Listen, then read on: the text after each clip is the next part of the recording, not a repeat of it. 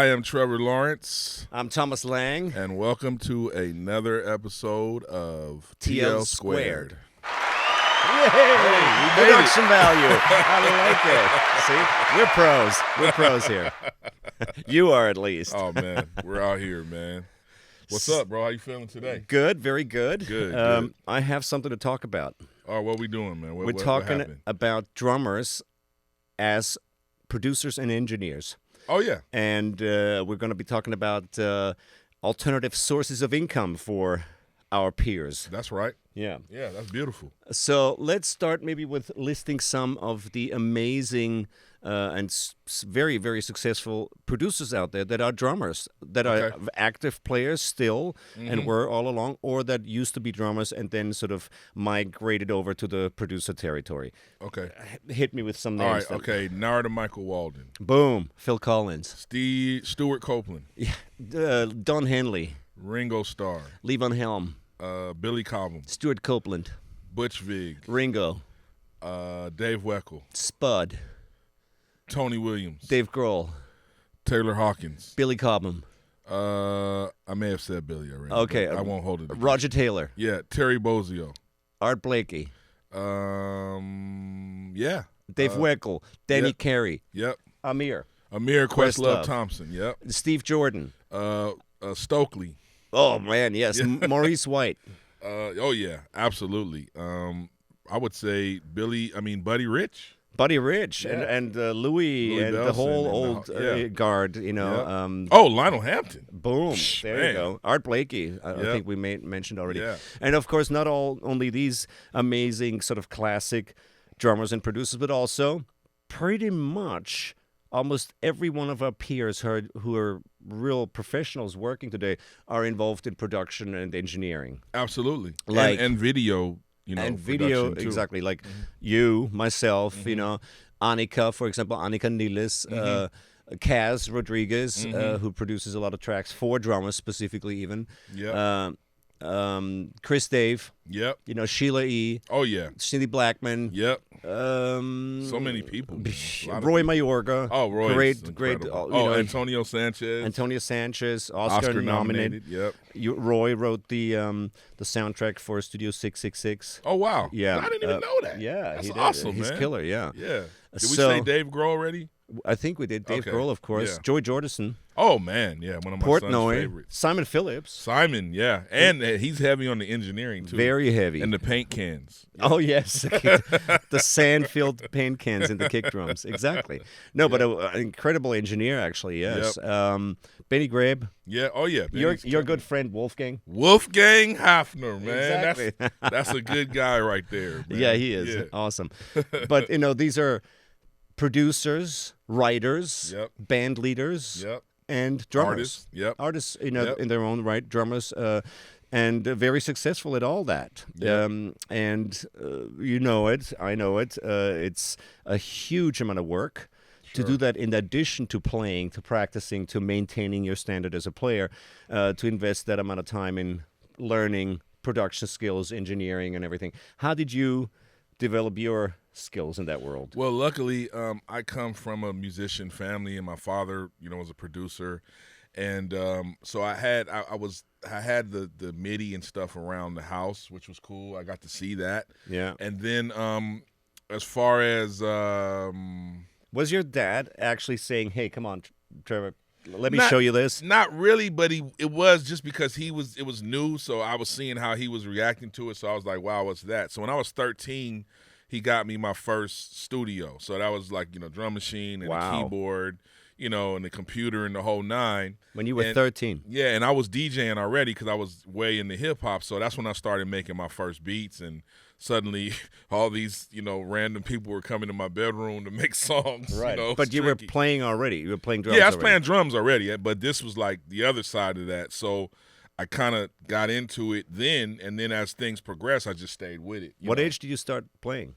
I started playing when I was young, man. Just the pots and pans story, and then my first Remo practice pad kit was probably around 5, maybe. Yeah, okay. I started taking lessons about 6 with a guy by the name of Ralph Penland, rest in peace.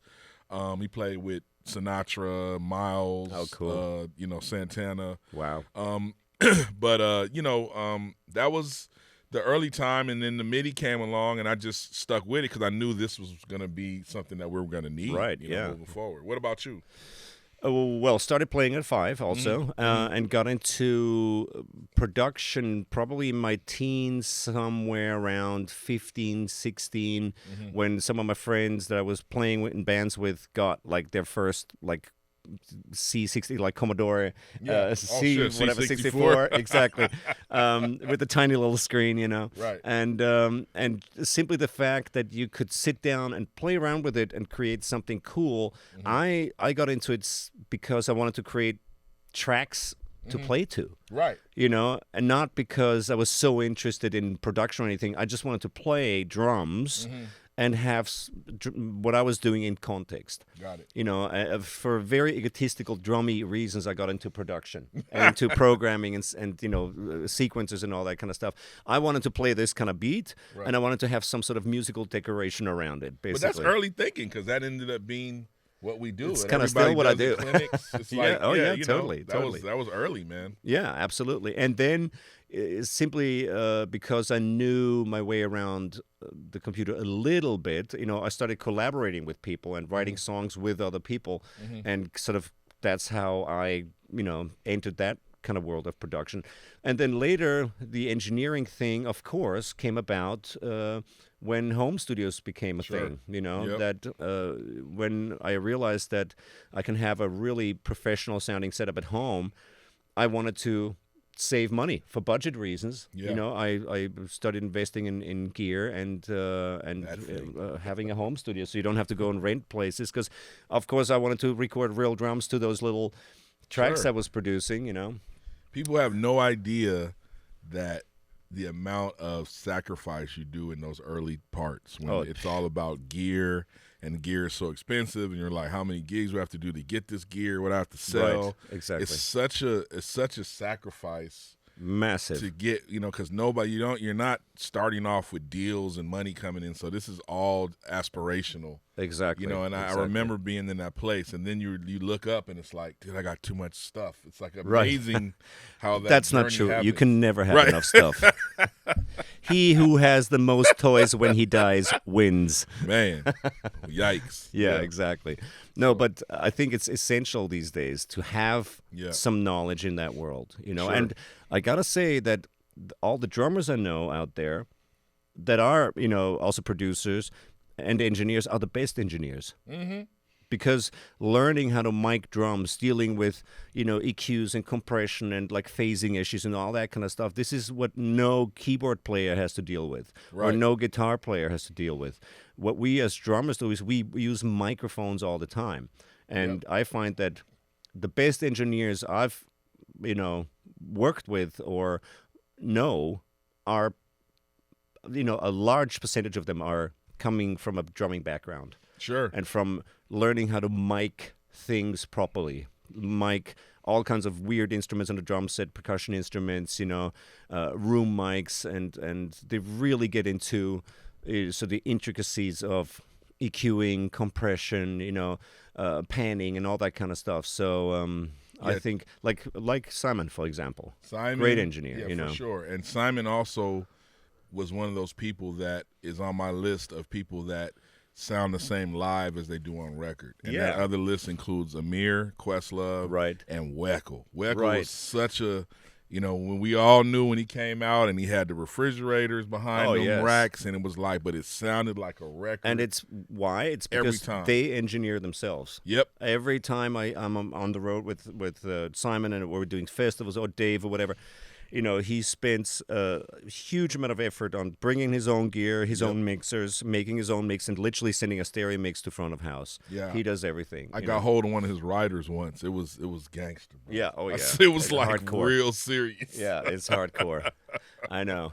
And I'm sure Yamaha, I was like, oh my God, for how many decades have they supported, which is amazing to get that kind of support from your sponsors, because they ship all that stuff, Yeah, oh yeah. Most of the time. So. And he has, I saw him one time, and I saw him playing with my boy James Genus and Osnoy over at Catalina's once, and I talked to him after, and he has speakers on stage, so that stage volume, is competing with all the amplified instruments, right. because, sometimes we have to go hard and these guys just turn their knob up. Sure. And it's like, so I thought that was genius too, to just be able to do that, so much so that the next day I went and bought the same speakers really? Yeah. and everything, and it's just because he's always been a sonic inspiration, man, because totally. in a lot of ways. Yeah. Cats weren't playing eights before him, splashes. He really popularized all that. Totally. Yeah. One guy who really brought the splashes back, or the guy that I know of, is Stewart. Oh, yeah, Stewart for sure. He brought the splash cymbal back in the 70s and actually asked Peisty to make him a splash cymbal. Nobody made splash cymbals at that time anymore because they were so unpopular. But Stewart brought it back and used it, and then they became a thing. You can't play those beats from the Police without that. No, we got to do a whole show about Stewart at one point because I'm a huge fan. Yeah. Yes, sir.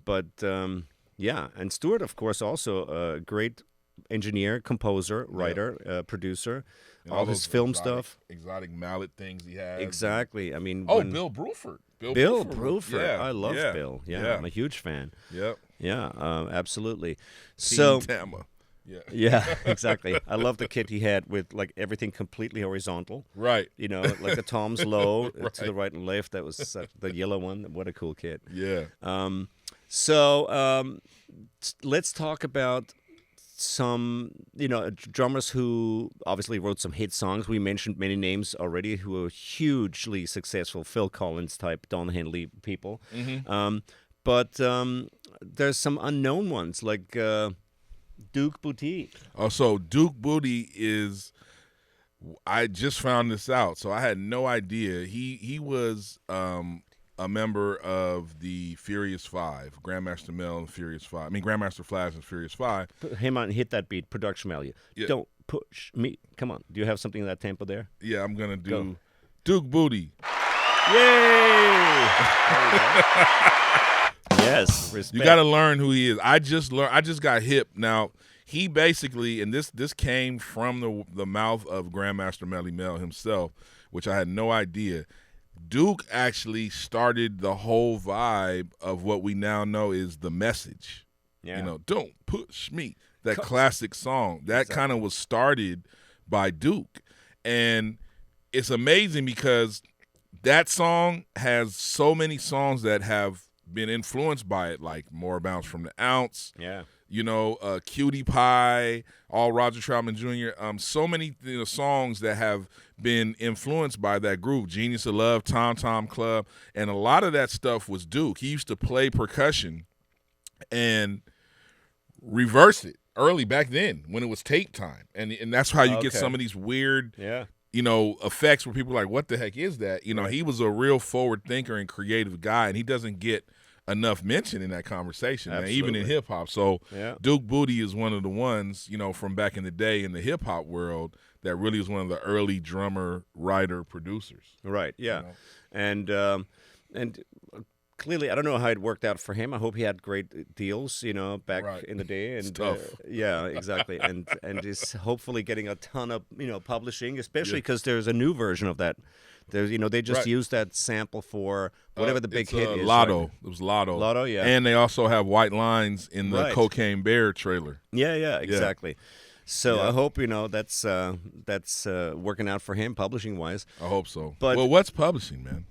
Right. Well, here, let's talk about that. Exactly. Okay. Of course, if you write a song and whatever qualifies as a song according to ASCAP, BMI, whatever, the general opinion is if it has melody, harmony, rhythm and harmonics, etc., whatever. If you write an actual song, a melody, obviously that qualifies as composition, songwriting, and of course the lyrics, 50% of that.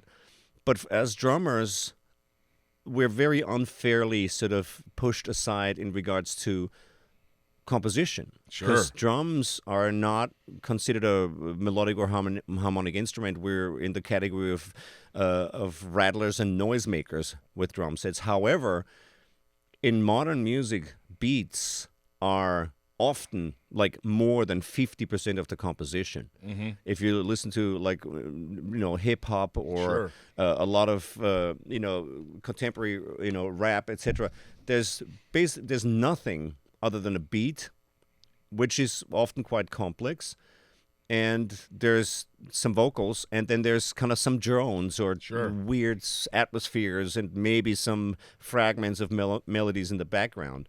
So, especially in EDM, yeah. Oh, absolutely. Mm-hmm. So most of it is drumming or drum programming, and there is no way to actually register that as a composition, even if it's a completely new and unique beat. Mm-hmm. I mean, as far as you can program anything new and unique these days, but neither can you write anything that's new and unique harmonically or melodically. Everything's been written, So that's not a fair situation for drummers. Right. Well, I mean, there's a few things out of what you said, and you're absolutely right. I think it's interesting because the same drum pattern or drum thing that somebody might write, when you're in a band, all of a sudden you're profit sharing, and it's the same. Right. It's the same. Sometimes people just play 2 and 4, and they're getting cuts of massive. Which is songs. Fair if you're in a band, you know. Right. But now the other thing I think is interesting is there is no settled law anywhere that says a song is broken up 50% music, 50% lyrics. That is absolutely something that we abide by, but it is not the law. Do you think that's fair? I think, the reason I say that is because if you're in the room writing a song, right, everybody's contribution contributes to that song. Right. So somebody might not have, written the lyric, you know what I'm saying, but you can't just relegate them to some smaller percentage. I think the only fair way to split a song up is by the amount of writers that are on the song, period. Right. Because then you start getting into whose contribution is worth more.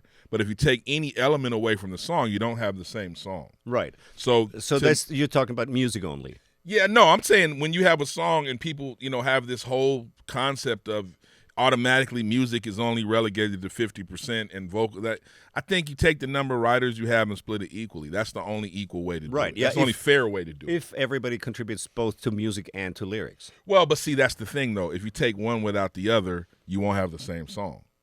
Right, of course. But like in a writing situation, if you're in a room with 3 other guys and you come up with a track, say just the music side of things, and then somebody takes the track home and writes lyrics to it, obviously, he's the lyricist.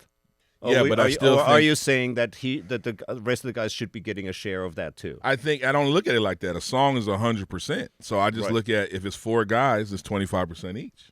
Okay, you know what I'm saying? Even if only one person writes the lyrics. Yeah, I feel like it's equal because that whatever those contributions are all came together to make I think the you're song. just saying that now. Yeah, you don't write lyrics by yourself. I've definitely been part of both frames of mind. Right. But my biggest amount of songs is usually done with the equal splitting thing, and that frame of mind. I think that's great. That's amazing. I thought about it. Yeah, I thought about that, and it really is the only true fair way. I mean, publishers, they don't want to hear that. They want people to not think like that. But there is no real settled law that says that's the law. It's just something that we keep passing on. Well, royalty collection agencies around the world are using that split. I know that's what BMI does when you sign exactly. up. Ask BMI anywhere in the world.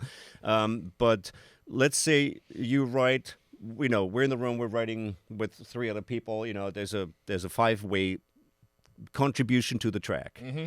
And then you go home with the track and you write the lyrics. You come back, 2 weeks later and say, "Hey guys, I recorded some vocals on this. Check it out." Mm-hmm. Everybody registers the song. It becomes a hit. Would you give everybody, a fifth of the lyrics? I don't look at it like that, though. I just look at it as the whole 100% and how many people. I think that it's obvious that most of the time what we do is break it up. So if there's 5 writers and 4 did music and 1 did lyrics, then one's going to get 50% and then everybody else is going to get 12.5. Mm-hmm. But I feel like, in truth, like because then, and when it comes to songs that have lyrics, it's almost impossible to change that frame of mind. But when we get into instrumental songs, and the whole 100% is still an instrumental song. Yeah, interesting. Then it becomes about contributions, but if it's a whole instrumental song, every piece is just as important. Sure. No, so you just split it equally, No, I get it. And I think it's cool, especially the band environment. Of exactly. course. I think that is, amazing. If you look at bands like Queen or, the Police, where every musician was a writer and they had splits, obviously, but also interesting with Queen that every one of the band members had #1 hits. Right. They were very different, actually, very eclectic. I think that's amazing. Great. It's just very difficult to find an environment like that where everybody's on board with that idea of sharing. And then there's the other side of the confusion. What we all heard, in those early days when people were trying to get us to work for free, like, oh man, I'll give you a point on the record. Right, exactly. And nobody knows what that means. I mean, points deal with royalties as publishing deals with ownership. Yeah. So and the performing rights, the writer side deals with airplay and spins. Exactly. There's mechanical rights and points and licenses. Yep. And then there's royalties. Like if you have a point on the record, I don't have to call you to get your approval for a license. You know what I'm saying? You just get paid for whenever something happens, you're going to get paid. But if you have publishing, we have to approve. Yeah. You want to use this song in a movie, I have to okay that. Exactly. You know what I'm saying? So there's differences. Points are sales shares. Exactly. For mechanical sales or digital sales. So if you sell a record, you get a percentage share. Exactly. And you have 5 points, you get 5%. Yeah. And royalties are for performances of the song, either airplay or live performances. Yeah. Yeah. And publishing people at home publishing own the song. Like those are the people that have stake in the song. People that have publishing. And labels use the master recordings. Yep. So they use they own the master use rights of that particular recording. Yeah, exactly. Most of the time. They'd love to do it all the time, but thankfully. Artists are starting to get hip and not taking as much money and retaining master ownership. And also even re-recording like songs Taylor. Like Taylor Swift, to regain, ownership. Absolutely. I mean, hey, man, that's fair enough. That's absolutely. Brilliant, absolutely, yeah. I mean, I think that, it's important for drummers, especially to really go and read and learn about those differences and those things. So when people throw that at you, because what I see all the time, like my barber even just got a point thrown at him because he cuts a celebrity and they were talking about a song and he said something and it went to that. It went in the song and they were honest about it. Right. And they said, hey, we're going to give you a point. So he's told me that and I said, cool. Well, have they thrown any business at you? Because it's like it's not going to just happen by osmosis. Right. And you're not set up in any system. You got to find out who's distributing it. If it's Universal, you got to go sign up for their royalty, in their royalty portal because you're going to just be sitting there. No magic's going to happen. Exactly. So it's important for everybody to learn what these things really mean because we hear them, and as drummers, unfortunately, a lot of times people don't value it. Right. People are just valuing the money at the time rather than the money that could be a lot bigger. Of course. You know what I'm saying? So, but some people need the money now. And, I feel that. And, it's urgent for them. They can't wait for a year. You're right. A year is usually it. 8 months to a year. Whatever publishing comes in, you know. And, that's true. And then that's also not guaranteed. Oh, never. If you work on spec like that or you realize you don't know if it's going to be a hit or not, It's tough, if somebody offers you X amount then and there on the day, or maybe this is going to be a hit and you'll get a lot more in a year, I understand. And also, I need to clarify one other thing. Publishing deals are not all the same. People hear these numbers. Everybody's seeing so-and-so numbers from selling their catalog, and a lot of people don't know what that means. So just understand that most publishing deals that people are going to get, especially new writers, are co-publishing deals. So that means that a publishing company gives you an amount of money that's recoupable. So say if they give you $20,000, then they own 50% of the copyright with you. Mm-hmm. So even after they've gotten their $20,000 back, they're still 50% partners with you on those copyrights. Sure. Whereas an admin deal, you're paying them a small percentage, like 5%, to just collect all your money, and you get the rest. Exactly. So and you have to have your own publishing company. Yeah, I mean, and that thankfully you can do that when you set up with one of the PROs like ASCAP, CSAC, BMI. Yeah. But those are two different deals, so people got to understand that too. Admin deals usually don't pay as much money as co-pub deals because they're giving you most of the money. They're just collecting it for you. Yeah. So those are things that I whenever I do any kind of, educational stuff or camps or whatever, we talk about this stuff. Mm-hmm. I really encourage drummers to really go learn the differences between these parts of the business that we are in. Absolutely. Because it's important. Knowledge is power. Yeah, of course. Yeah. So you have your own publishing company. Sure. Do you have your own label too? I do. Yeah. Distributed by a distributor called Empire. Yeah. And it's Full Circle Records. And then my publishing company I have, and all my songs are registered. And right. Are you with the Library of Congress too? Or are you just with ASCAP, BMI? I'm just with BMI. Okay. I don't know. Do you register trademarks, copyrights, and everything for your stuff with the Library of Congress? Because no, that's very much recommended. When BMI, I think that's what BMI really is doing when you register a song. I mean, no, they don't actually. They don't. Yeah, they don't automatically do that. So who does it? The publishing company? You do it yourself. I mean, I've been with publishing companies, so I can imagine that Sony probably did that. Well, they should. That's their responsibility, really. Well, and to be honest, you never know with the big companies. I'm no longer there. I got out about close to a year ago, and now I'm doing a new admin deal. Mm-hmm. But I'll bring that up because I've definitely been good with all my. The best protection you can have as a writer, mm-hmm. In regards to publishing, copyrights, anything artistic, mm-hmm. Is to be registered with the Library of Congress. I'll check and see, but I can't imagine. I mean, I have probably 90 releases, so right. I'm sure that's quite some paperwork there. I know. I'll hire somebody to do that. Yeah, but that's good to know. I never even heard that in my whole musical journey. Oh yeah.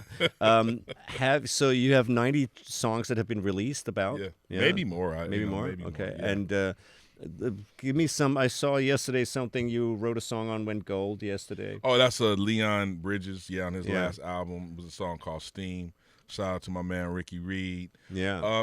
Just varying people from Bruno Mars to Eminem, mm-hmm. Dre, Snoop, Alicia Keys. Right. I did a couple of my own projects. I got songs. I wrote songs with Lionel Richie, Mariah. That's right. Just different people over the years. Yeah. I can't call them all, but it's been a blessing to be a drummer and be in those rooms. Yeah. But a lot of that, is how I learned on what it's supposed to be, because sometimes it's not easy. Like, people want to try to act like they don't know what's going on, and you got to let them know that no, this is not no work for hire. Yeah. I'm not. How do you feel? As a drummer, when you're in the studio and you're working with people, do you feel? I think there's a real stigma in the world out there that drummers aren't musicians. Right. We've heard that many times. Yeah. Oh, you just bang on things, man. Yeah. And I know that a lot of drummers are intimidated by other musicians because of that stigma, even if they're much more competent, even on a keyboard or a guitar. Because I know many drummers who play several other musicians. You do, I do. Everybody we know plays keyboards. Yeah. I mean, who doesn't play keyboards these days? No, you're right. Or program or have a DAW. Everybody. And has studied music and has some knowledge of harmony and theory and everything, or even a very profound knowledge, Yeah. But still, a lot of drummers are very much intimidated by other musicians simply because they can't execute all those things, well on other instruments, Yeah. How do you feel in that situation? Did you ever feel that or encounter that stigma as a drummer? I felt it early. I just never would subscribe to it. And as I got older, I started having this philosophy, and it's a 2-word philosophy. So if somebody does it involve a word starting with F? No. Okay. It's like 2 words. It's like people used to always say, "Oh, I didn't know drummers get production. Oh, I didn't know drummers are songwriters. I didn't know that." And I always say, "Ask Ringo." Right. So that's the whole thing. Nobody ever thinks of that. It's like, dude. Really? You didn't ever? It's such a far-fetched concept. Give me a break, man. Really? It's just, Ever heard of Billy Cobham? Yeah, it's like, come on, man. It's like people just, Maurice White, it's like people, they'll try it, you know what I mean? And you have to sometimes let them know, no, I know what it's supposed to be. Just like when you're negotiating your money that you're going to go out with or whatever, you have to know what it's supposed to be, or else you're going to keep getting taken advantage of. So I definitely felt that. I've been in situations where people, early on, and then you learn like, no, I have to be clear now. Now it's I can't just not say anything. Yeah. I had a conversation with a very famous drummer, but I won't say his name, but he's one of the most recorded guys. And he said, he's been sampled so many times and it just wasn't part of the conversation back in those days. Right. And thankfully over these generations, we've made it more of that conversation, and now it's not so far-fetched for drummers to be part of the actual process. You know what I mean? Yeah. So do you think it's fair at this point?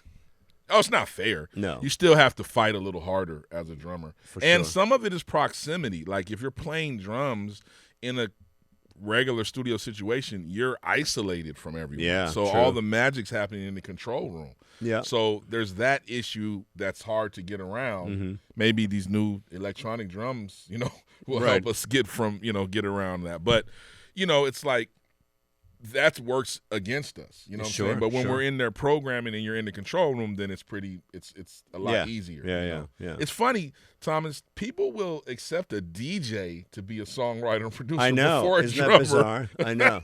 True. Yeah. No, it's bizarre. You're a DJ? Oh, no problem. Drummer? Sure. Oh, I didn't know you. It's crazy, man. Yeah, it's bizarre. Yep. So do you think there should be publishing just for beats? I mean, I got to be honest. I have to say yes because, I'll say 40 years, we've all been inundated in every form of media at one time or another by Funky Drummer. Sure. That's been on everything you can imagine, hundreds of thousands of songs. Yeah. And that man died with not a piece of publishing on that. Yeah.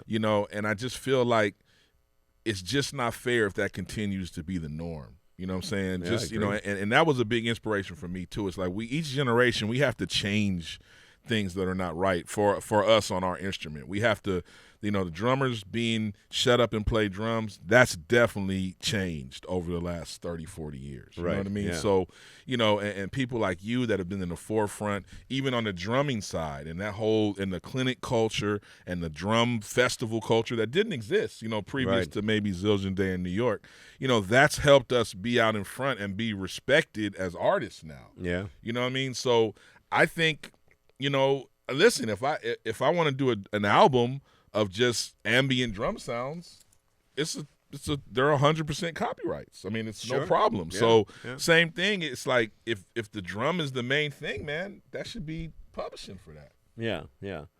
I agree completely. So how did you get into engineering? And talk about your engineering education. I mean, I got into it, like I said, because I wanted to hear what I was doing in context with some songs I was writing. Yeah. And gradually accumulated gear and then, was very lucky to get endorsements and, of course, use that opportunity to really dig deep into the matter and read a lot of manuals and watch a lot of educational videos and stuff and try to educate myself in regards to, anything acoustic, sound engineering, etc. And I'm still learning, on a daily basis. Always learning, But how did you get into it yourself? Well, luckily, like I was saying, I came up right around the time when things were changing and people were starting to put stuff in their house. So my father had a full-blown studio in the house. I mean, I remember he did a whole couple episodes of Miami Vice and just with full console and everything. So when I first saw the racks and the console and the keyboard, I was always like... He was writing for an episode of Miami Vice? Yeah, really? I mean, he did a lot of songs like I'm So Excited and all these things. Okay, but wow. Then when the MIDI thing started happening, he did a couple episodes for them. And then, like, just in general, seeing that stuff, every time I come home from school, it's just like, wow, I want to learn how to use it all. So that's my early stuff with MIDI. And then just watching, and being in studios with him as I was a kid and watching faders and, seeing these engineers do things and everybody's like, oh, that's amazing. And just being around it. Right. So then as you start getting older, we built a real studio addition to the house and then a real full-blown studio with the Neve and the whole nine. So then I got a little more hands-on. Yeah. And then that studio ended up going to a place called a building in North Hollywood, and it was called Blue Palm. Okay. And it stayed there for like 20 years, and now it's actually a studio that's owned by Atlantic, Right. But my dad built that, and so I was always around it. So I just always wanted to learn. But I've also always had my engineer for the last 25 years, who's also a drummer, by the way, Rich Niles. But just seeing these people that really do it great, and just learning. And then you're spending your time on your own, Right. reading and trial and error. That sounds like crap. What did I do? Right, You know what I mean? How do these guys mic their drums? And then you get on the mic rabbit hole, and then you get on the microphone rabbit hole. It's just a cycle that I feel like we all go through at one point or another. Absolutely. What are you using right now, mic pre's? So I'm endorsed by a company called Warm Audio, which I love. Yeah. Shout out to Warm Audio, incredible pre's. I'm using all their 1073 style pre's and some of the others, and I'm also with Universal Audio. Shout out to them. Yeah. Love them. And I have some of their pre's, and then I also have some incredible Manley pre's as well. Nice. And some, scattered other stuff. What happened to that Neve desk in your dad's house? Oh, dude, when the studio got sold, he sold all that, with when they sold the studio, which was a little bit. I was like, a friend of mine and I are just like, man, it would have been 3 years later, we could have bought it. Right, Just we weren't in the right position at the moment, right? Which sucks. But and I have then there's like the regular mics that a lot of us use. So 421s on the toms, 57 on the snare. I use a D12, not D112. I use a D12 on the outside and the inside. Like okay. FET 47 the outside. Nice. 47s on the top. Yeah. Overheads. I have an endorsement also with AEA, so I have their crazy ribbon mic behind me actually up here. This is in my main drum setup, and everything's clocked by Antelope and then going to Apollos. Okay. And that's the main setup, and then I have another setup has like a lunchbox and some Apollos and a few UA pre's, like another like 12-channel. Smaller setup, but that's the main setup. How many channels on the other one? The big one? I'd say, because I'm using other stuff for non-drums, like keyboards and stuff. Sure. So I think that one's probably 24, I'd imagine. 24, like dedicated preamps. Yeah, one-to-one. But a lot of keyboards are going through some of those, well, then too. you got through those. And then you have all the virtual channels. And I also have that SSL Big 6, so some of the keyboards are summing in there. Right. And then the SSL channel strip and the SSL fader. Actual physical channel strips? Yes, channel, and then the fader block, too, that they have SSL. Yeah. So we did that because I was doing a TV show last year, and all of us composers, we had the same rig. Okay. That way we can do things and just know that we're in compatible. Yeah. Great. Yep. And how did you get into actual like trial and error, like engineering skills? You just stick the mic in, you start recording, listen back, and go, "That sounds terrible. Let's tweak it." Yeah, you just learn. I'd try myself, and then what I ended up doing is just I'd always have my engineer come, and then we would just get sounds, and then I would just leave the sounds there. Oh, I see. And then I would start messing with stuff and say, "Okay, if I change this," right. So now I can do it on my own, but I still prefer him to come just because. Okay. Objective set of ears. I see. He might have some new technique I don't know about. Yeah. Well, it's great if you have the opportunity to have an engineer there at all times to learn from him, use him, and ask questions. That's the best way to learn. Yeah. I did everything by myself, really. Yeah. Literally, like watching instructional videos and reading tons and tons of manuals.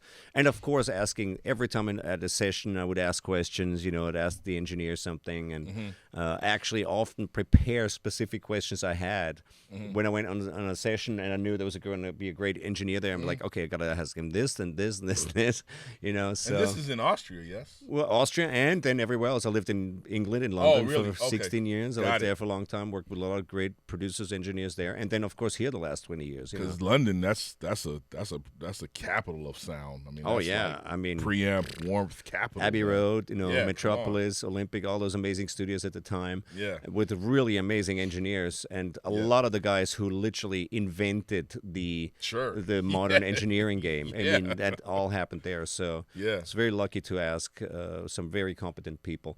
Yeah. And try to apply everything immediately, over the years. Well, and I think that's interesting, too, that you say that, because then we're talking about literal engineering, but then there's also our drum engineering that happens before any mics happen, how we get our drums to sound. Of course, yeah. The tricks you hear over the years with, the cutting of the head and now all the big fat snare drum stuff, like those things that you hear old school wallets, paper towels, you know what I mean? Yeah. Ashtrays. Yeah. Really whatever. old school. Yeah, man. A splash symbol, Yeah, exactly. So, but those, crazy. I mean, that's, I think, for us as drummers, almost a natural thing to do, to tweak the instrument itself before you even mic it up, Yeah. We know how to, hopefully how to tune, how to, muffle and blend sounds. And then, of course, it's all about the way you hit the drum. That's huge. And how you work as a player with your type of force and impact on the drum head in combination with the gains, for example. Right. That's a huge thing because the drum sounds so different when you play a snare drum, like super low tuned snare drum, lightly, but you crank the gain, but you consistently hit just before it's peaking, basically. It's a very different character of sound. Has a different personality than when you hit harder with less gain, for example. Live, man, I'm one of my pet peeves live, especially if you're doing a festival and it's not your own sound, man, is overgating, bro. Oh, I hate that. I hate that. I'm like, so hey, man, much. listen. First thing I do. Loosen the gates up, bro. I'm not going to bash every stroke. Especially in a kick and snare, it drives me nuts. Oh, it sounds like you're missing beats. Oh, my God, it's horrible. What you're playing is doom, ga, goom, goom. And what you hear is goom, goom. Yeah, I know, man. Like, that dude, is the what's worst going on? ever, bro. Yeah. And I'm like, dude, I said, man, I'm sorry. I don't want to be rude. I just want to make sure that we can loosen these gates because I can't. Yeah, because you get a sound man that's not yours, and they may get offended, right, of course, and it's tricky, Yeah. Silly. No. Things we have to deal with. Who does that to any other musicians? Never. Imagine somebody gating a vocal mic or like a guitar. Yeah. It's like, and they get to have volume control. Exactly. It's like, who does that to any other musician? That's nuts. Yeah. Exactly. They don't have to deal with that crap. They come in on 2 at sound check, and then at the show go to 8.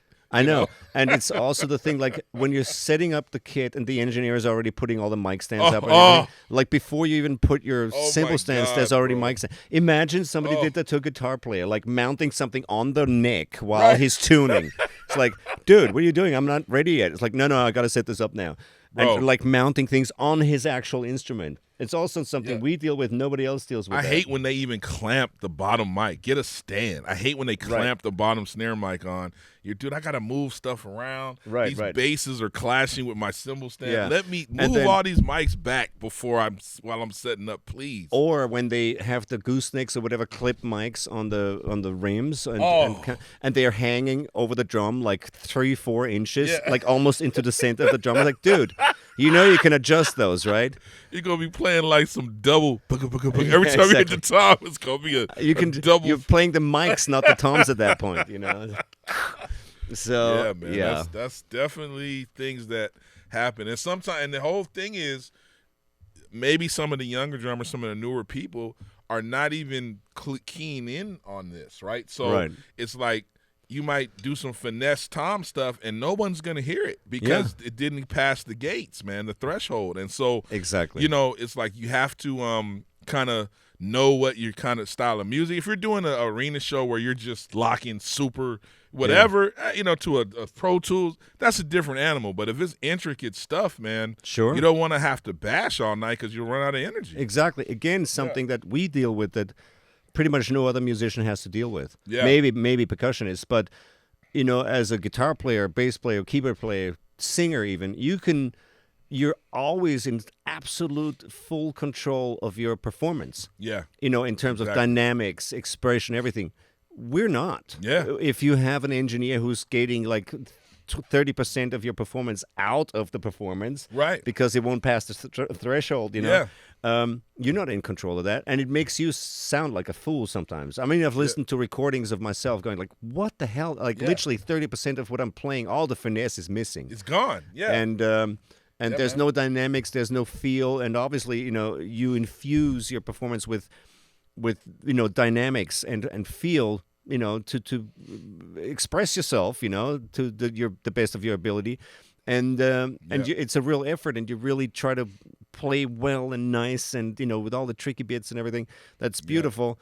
But it just gets canceled out. It's really bizarre. Man. It's like a MP3 versus a 2-inch tape. Yeah, exactly. It's like you lose so much. People have no idea what that even means right now. At least a lot of these people are like, "What's 2-inch? I don't know." But and I just saw, by the way, that Sony's doing a Walkman again as a streaming device. Oh, really? Yeah, pretty with cool. the old school tiny little that's gonna be interesting to see earphones how they with flip the orange foam. With the orange foam. That's gonna be interesting how they flip it. But the other thing I was saying is too, man, as a drummer, we have to also realize this is just on the live side. It's like we're never going to be able to fill up an arena. So sometimes you have to play less. Phil Collins does. Right. Okay. Okay, yeah. But I'm saying as far as how we're playing, so we also have to make sure that the sound man is making our job easier in those bigger venues, because you yourself, you can play as loud as you want. It's not going to matter to the people in the back row. So sometimes you might have to reduce your volume so they can bring it up more, and it's not going to overshadow everything. You always have to just be cognizant of your room. Absolutely. Studio, live, we have to be cognizant of where we are and treat every situation individual. There's no blanket, I just do this every time I play. That's not it. You have to be that's ego that makes you do that. So you have to check your ego and say, what is the music calling for at this very moment? But very interesting, because everything you just said clearly comes from your experience as a producer and engineer and somebody who's been touring and playing large venues, etc. Because simply that, knowing that you sometimes have to reduce your volume on the kit itself in order to reach people way back in the arena, that's something from experience, not only as a drummer but also as an engineer and producer. And this brings us back to while we're talking about this, how important it is, I think, as drummers to have experience in the world of engineering and producing. And because it affects your performance on the drums themselves. Absolutely. Knowing about things like you just mentioned, or just gains and gates and all that kind of stuff. And it's always on the live side. I always try to do everything I can for fear of the plexiglass. I never want the plexiglass to come out. The dreaded aquarium. Exactly. Yes, I know what you mean. You know what I hate the most about it is when you're behind it and the lights come on, you see your reflection in the glass the whole time, bro. And you can't see the audience or what's going on stage. And your cymbals just turn into they sound so great. Yeah. And then you put that plexiglass, man, and it's just like... Yeah. Yikes. I get scared. Right. Oh, that's not scary. That's scary. Oh, yes. No, it's been so distracting. Every time I was touring and they had the aquarium set up around me, I hate myself looking at myself when I'm playing. Anyway, I did it for too many years practicing, and looking at my hands and everything. I'm totally over it. And when you're on stage and just the way the lights from the stage hits the sound shield sometimes, it makes it impossible to see through it, and it's like a mirror. Oh yeah, and it's just terrible. Super distracting. I hate it. Yeah. Yep. Yeah. Anyway, so we know that it's important, obviously, for drummers to be producers, engineers, ideally play some other instruments if possible, so you can get involved in the songwriting process and, publishing, copyrights, all that kind of stuff. But also, another good sort of alternative revenue stream and very interesting aspect today is sample packs and sound libraries and sound packs and all that. Do you have experience with that? Yeah, so I got into that on the tail end of actual plugins. So, I had co-owned a software company, and we were, in every Guitar Center and all that, all the sites, Big Fish and all that. And I got into that world through that. And that was when it was like a whole plug-in and, interface and all that. But now everything is kind of moving towards just packs because we have so many samplers and things that just play, that can load up stuff. So it's a lot more general and just far-reaching to just make drum sounds. So, there's companies like Splice. I mean, Splice is almost operating like a label right now. Sure. They have so many people and celebrity packs and this and that on all different instruments. So that's something that, for a drummer that may not have gotten out into the artist world yet, and maybe not have any songs on anyone else yet, but it's a way to start your brand and to get some revenue coming in. Sure. And you pretty much can, you can do it with whatever level of studio you have, and you can get it done. Some people want gritty stuff, so you might not have a great studio. Man, use one mic. You know, find a great placement, and that's your theme. Lo-fi beats. Yeah, exactly.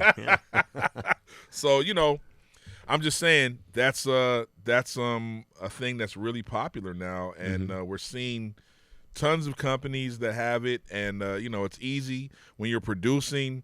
It's easy to just go find a lot of packs, and then for me, it becomes inspiration. So you do it. You use other people's sample packs? Oh yeah, all the time. Yeah, I use because you can tweak them. Sure, it becomes inspiration to you. It's like, oh, that's something new I didn't hear. I wasn't thinking about that at this very moment. Right. You can twist. Interesting how you say that, because it brings us back to how important drums and beats are for the songwriting process, because it will inspire like a cool pad or a specific voicing or bass line or something, or even a sample I might have in my head or I'm working with, and then I hear a drum loop. I mean, there's so many different ways. During the pandemic, I did like 3 projects, and it was just me because everybody was home. So it was just, shout out to Output. I have a deal with Output, and they have a thing called Arcade, and it was like arcade and me playing drums or sample packs, and I just made several projects like that, and it was able, it allowed me to just get it done all by myself, because I don't play bass or guitar like that. So I'm either drums